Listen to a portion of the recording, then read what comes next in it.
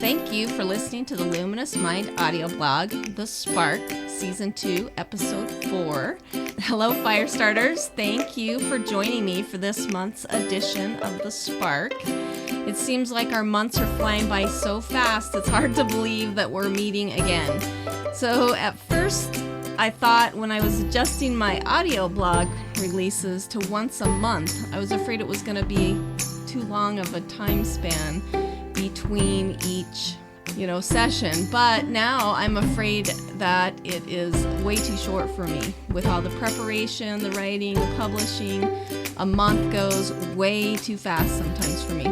Well, like I told you on our last audio blog, I took a couple weeks off with my family. I visited our parents in Arizona, and we went and saw my brothers in Iowa. I did post some pictures on Instagram, so that was kind of fun.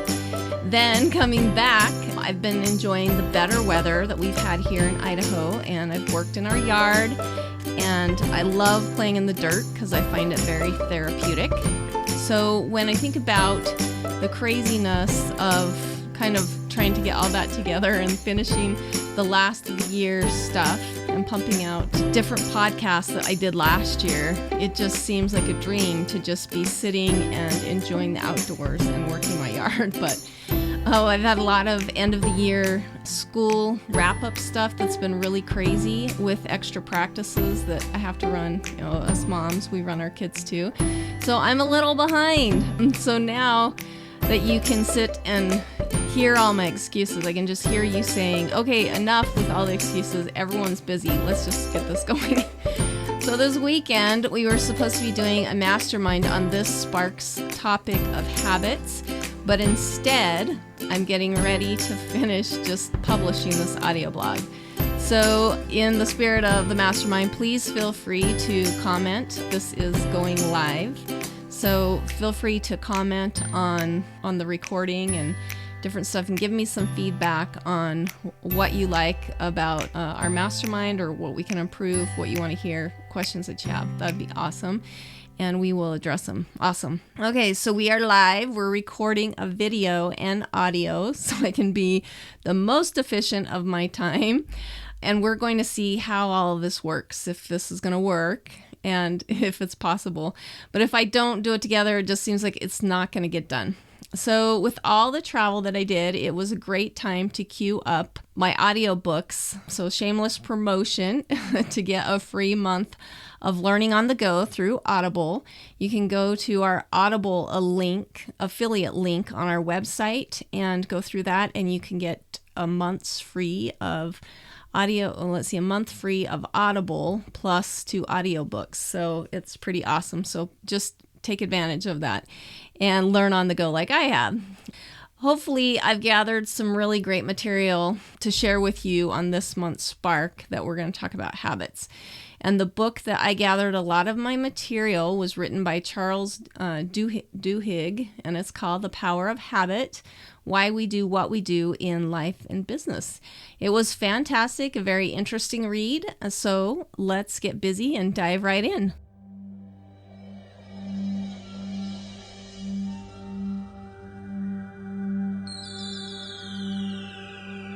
Benjamin Franklin once said, "Do not curse the darkness, rather light a candle instead."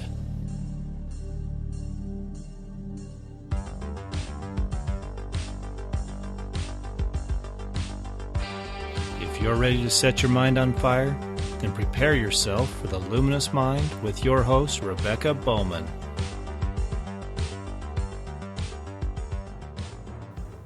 So, in reviewing all of my season's audio blog episodes, we've discussed topics of balance in our life and living with essentialism, and then we discussed organization, and then finally we moved on to thoughts and self-government that I just kind of pumped out last week and talked about that with that book, As a Man Thinketh. Now we're going to talk about habits, and it seems to me like these audio blogs are kind of scattered, and I'm just moving from one topic to another and how they relate to each other, and at some time I may have to put them back in order or in some sort of order.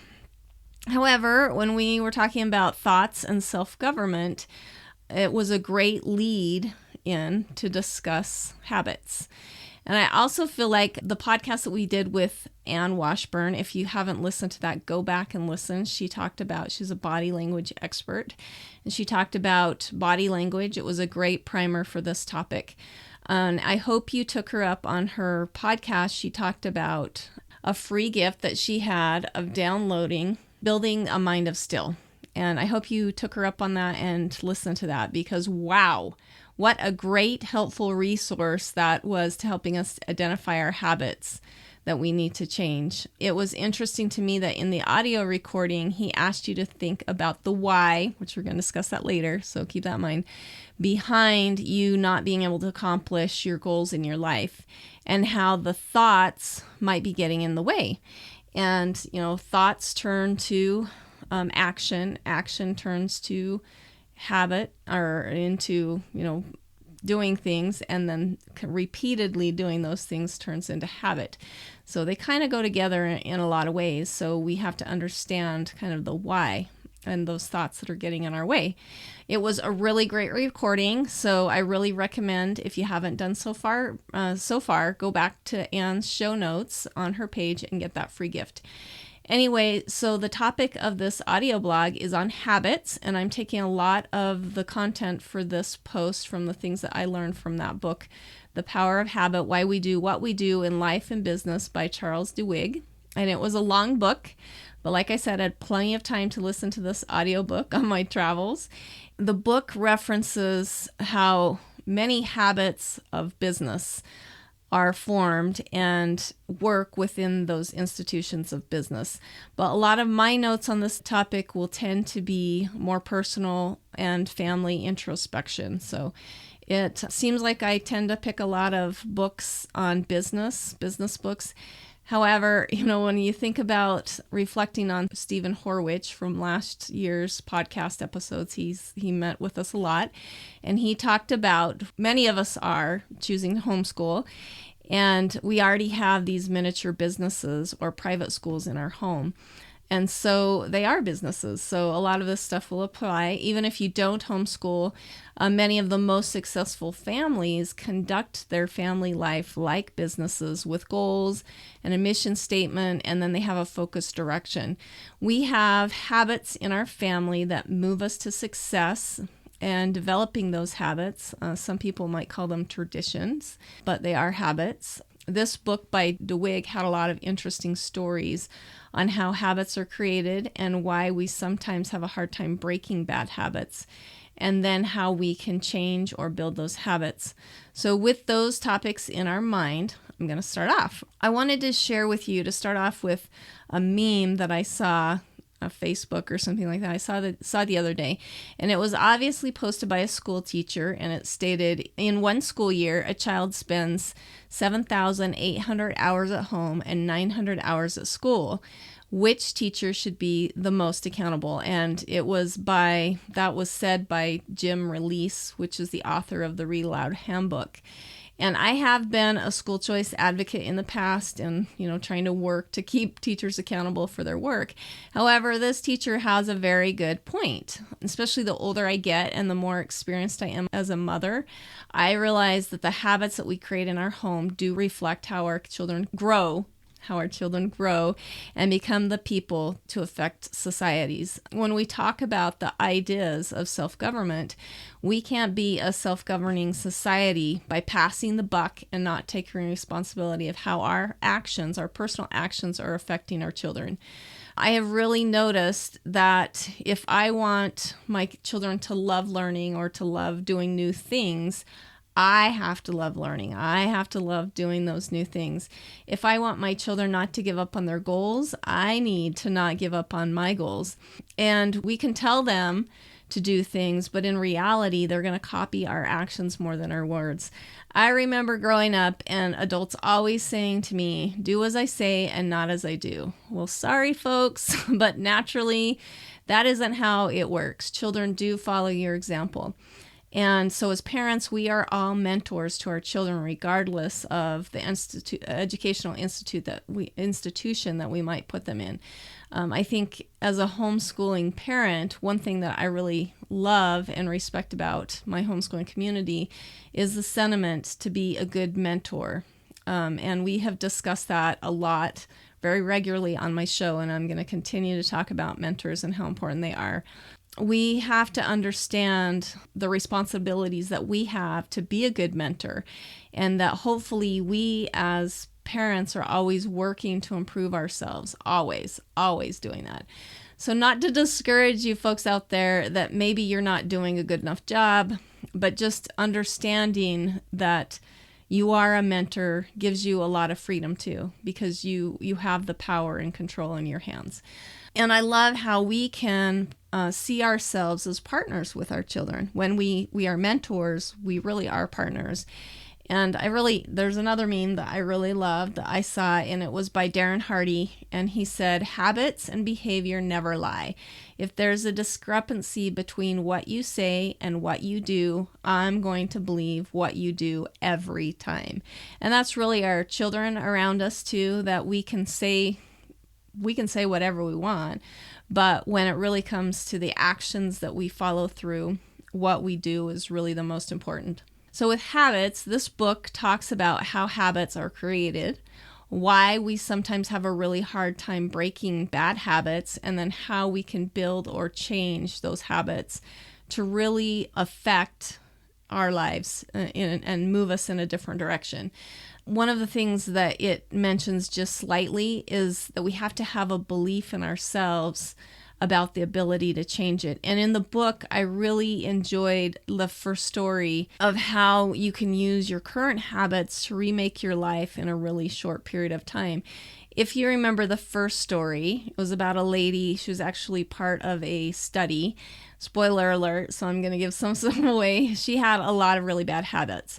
She drank too much. She smoked too much. She obviously was having marital problems, I don't know what always yelling and screaming or whatever, and couldn't control her temper, those types of things. And she ended up going through a divorce, and she finally just took off work and went to Egypt, which she maxed out her credit card. She was already deeply in debt, and went over to Egypt and woke up in a hotel in the middle of the night as they're calling people to prayer, and tries to light a cigarette, was actually a pen. And so she realized right then and there that maybe her life was a little messed up. And in the story, she talked about how that just seemed really overwhelming to change everything. But she decided that she was going to come back a year from that time and be able to trek across the desert, which she was overweight. She was really unhealthy. She had pretty much, broke. She didn't even know how she was going to get back there. But because of that one goal, or that one thing, she made one change in her life, and that was to stop smoking. That she couldn't, bring cigarettes to trek across the desert or whatever. And it ended up being a lot different, but because of that one goal, she ended up changing her whole life and how everything that was happening. So if we can learn to control one thing, have a goal, something to work towards, one thing to focus on, that one shift can change every aspect of our life. And so when our habits change, so does our brain.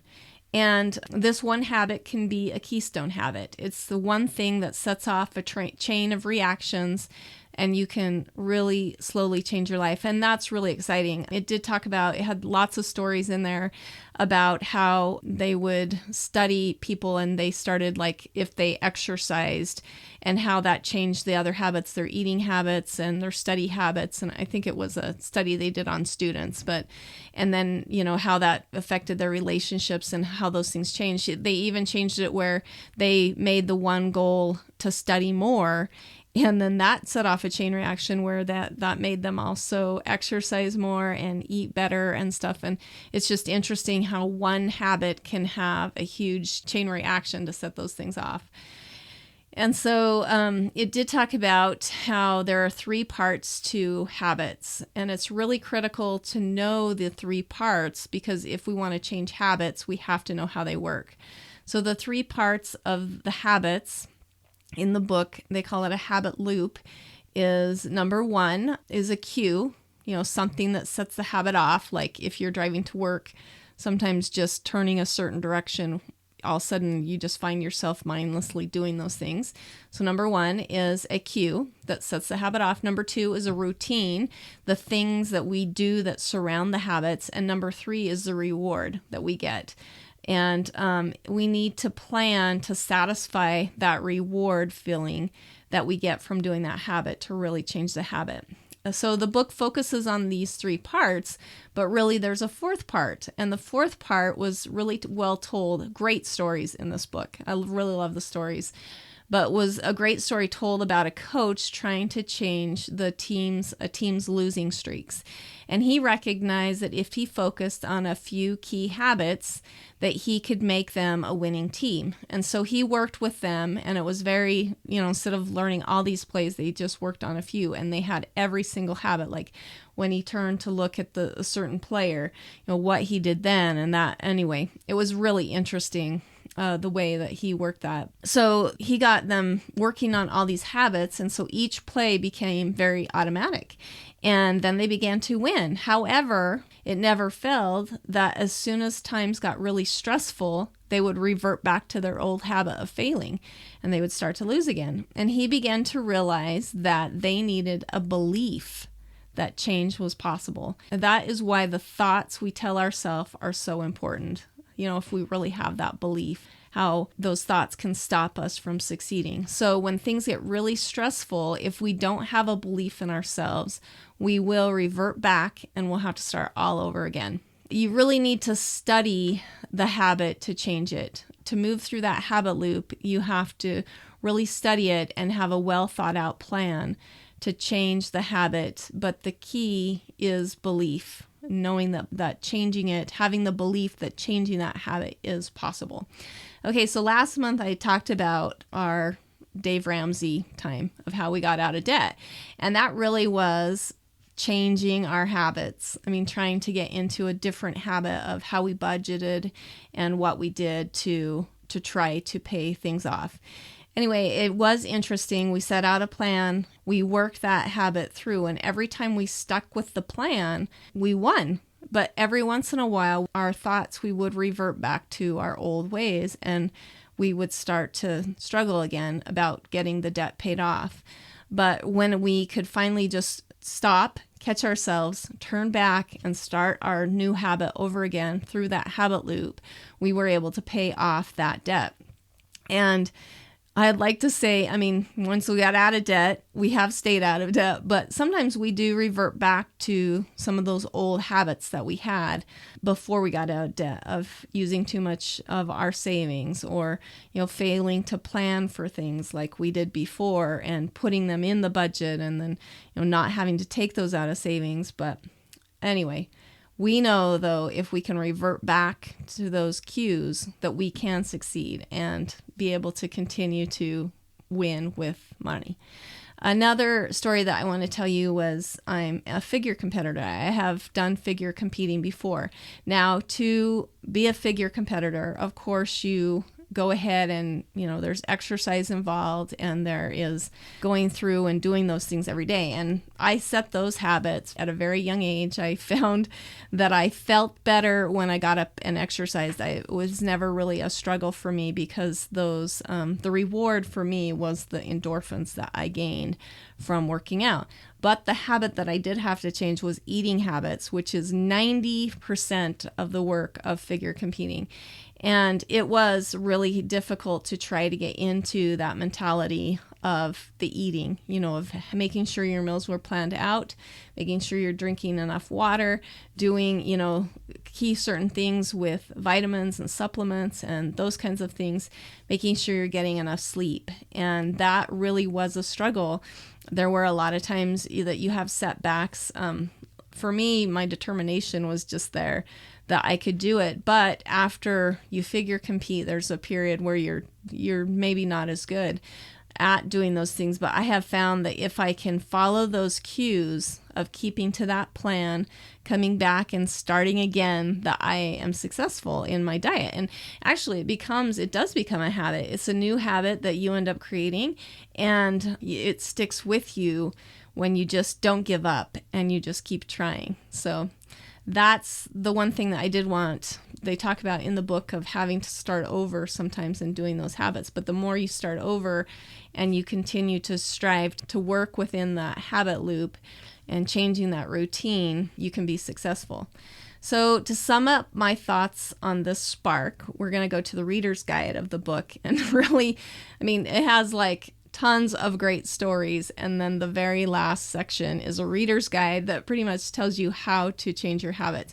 Now, it is difficult. Can't necessarily tell you how to change your habits, but identifying the routine and the habit loop and then having a plan that you've put into place can help you change those habits and become healthier.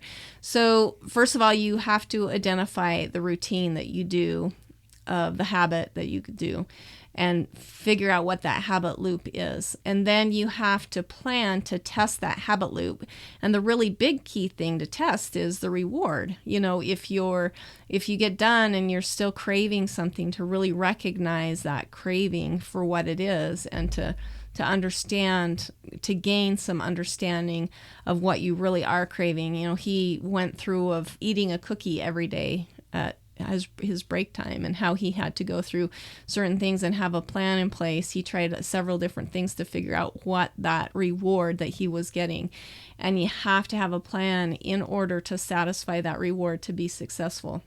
He did talk about great questions to ask yourself are, where are you when you get those cravings? To figure, while you're doing these experiments, you want to take notes and figure out the cravings. But great questions to ask are, where are you?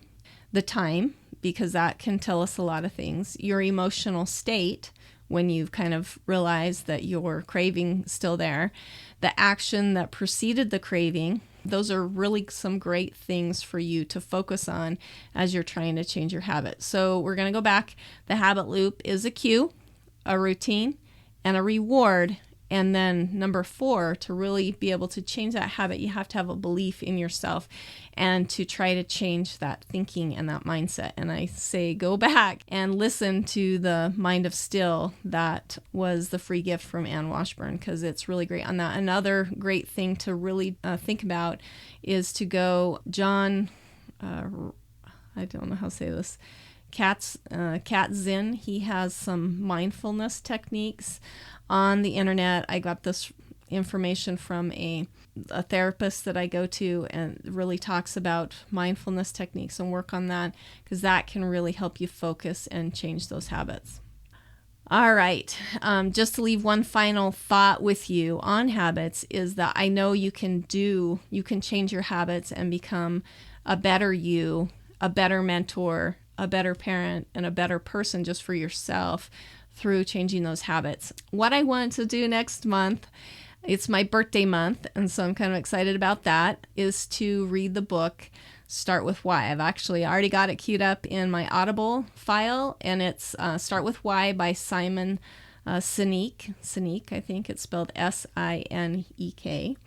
Anyway, and it's a birthday month. I want to start with why and kind of work with a mission statement. Like I said, these are all just scattered all over the place, but I really was thinking about why, the anniversary of my birthday, why I'm doing certain things, and really find the reasons behind that. And I've heard it's a great book, so that's the one I'm going to read. So, well, to wrap this up, please remember that we grow through subscribers and downloads and reviews in iTunes and YouTube. Please share it with your friends and family and encourage them to listen and join our community. Thank you for listening to The Luminous Mind. To learn more about our audio blog, The Spark, go to theluminousmind.net. Be sure to become a subscriber to our free email list and get our new monthly newsletter. Then check out our services tab to see how we can continue to assist you, our fire starters.